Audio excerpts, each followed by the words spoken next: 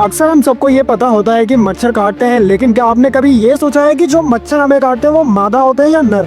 चलिए आपको बताता हूँ, असल में जो मच्छर इंसानों को खून चूसते हैं वो केवल मादा मच्छर होती है। नर मच्छर तो इंसानी खून से कोई मतलब ही नहीं रखते। असल बात तो ये है कि मादा मच्छर को खून की जरूरत अपनी भूख मिटाने के लिए नहीं होती, बल्कि अपने अंडों के विकास के लिए होती है। जब उसे अंडे देने होते हैं तो उसे खून की मौजूद प्रोटीन और आयरन जैसे पोषक तत्वों की जरूरत पड़ती है ताकि उसके अंडे सही से बढ़े। वही नर मच्छर फूलों का रस यानी नेक्टर पीकर भी खुश रहते हैं। अब ये सोचिए, मादा मच्छर हमारे पास आती कैसे है? दरअसल वो हमारे शरीर से निकलने वाली गर्मी, सांसों की गंध और पसीने की महक को पहचान लेती है। उसे लगता है कि खाना यही कहीं है। फिर वो अपने मुंह से एक बहुत ही बारीक सुई जैसे हमारी त्वचा में छेद करती है और खून चूसने लगती है।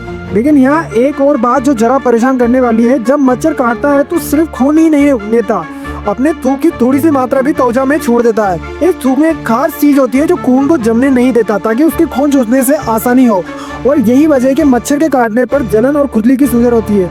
अब जरा सोचिए, हर साल करीब 7 लाख मच्छरों के कारण फैलने वाली बीमारियों जैसे डेंगू, मलेरिया, चिकनगुनिया से अपनी जान गंवा बैठते हैं, और ये सब बीमारी फैलाने का काम करती है सिर्फ मादा मच्छर।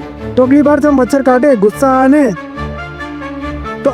मच्छर काटे गुस्सा आना तो लाजमी है, लेकिन साथ में ये भी याद रखिए कि वो छोटी सी जान है जो सिर्फ अपनी आने वाली पीढ़ी को जिंदा रखने के लिए ऐसा करती है। लेकिन हाँ, उससे बचना जरूरी है खुद की सेहत के लिए।